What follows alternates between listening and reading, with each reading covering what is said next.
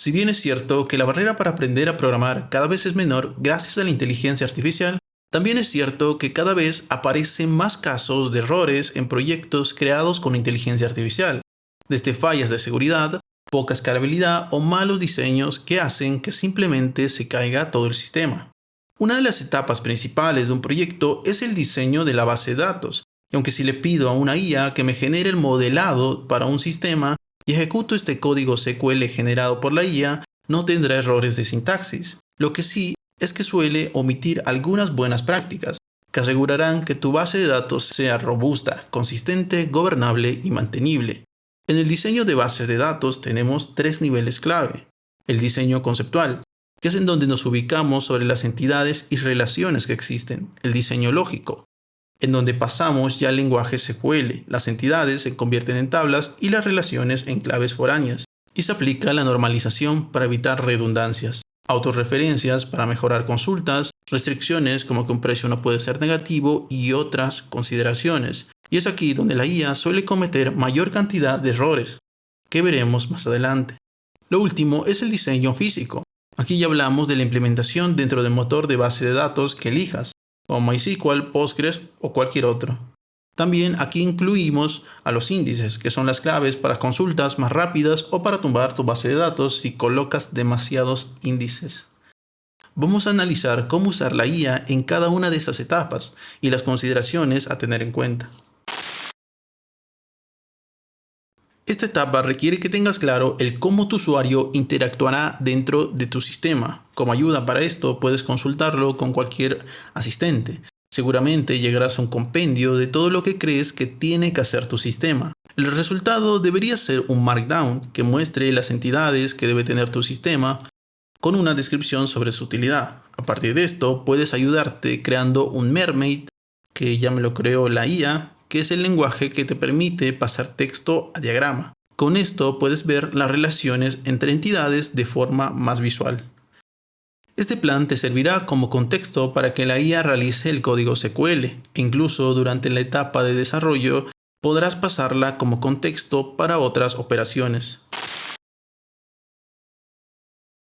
Si ya crees que el modelado de los datos refleja la realidad del negocio, en mi caso un sistema de pedidos, podemos pasar a que la IA genere el código SQL. Mi esquema actual tiene errores, pero lo pasamos directamente a la IA para poder ver los errores generados directamente en el código SQL.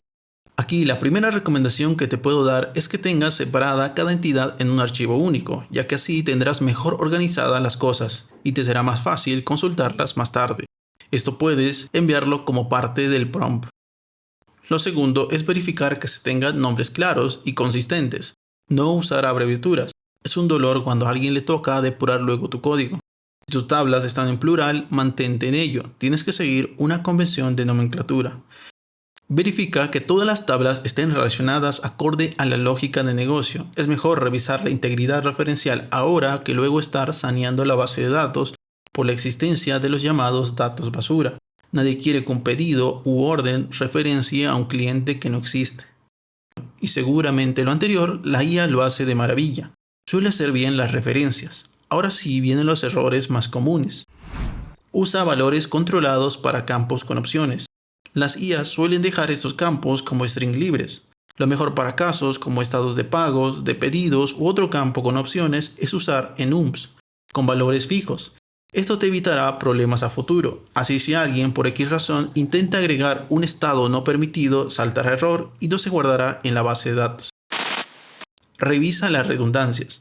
Esto implica normalización, que tiene sus reglas, pero que en general te dice que no dupliques campos donde no debes, ya que las consultas luego se hacen usando uniones o joins.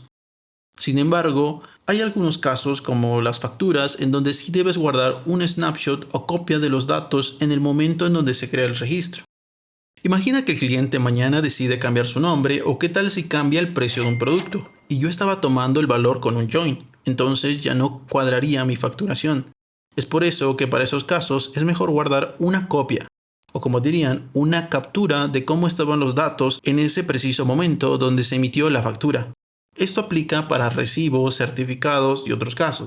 Puedes crear un JSON o mejor, guardar los datos en campos específicos. Esto último más recomendado, pero por el momento yo añado simplemente un JSON. Verifica si puedes requerir recursividad en tablas.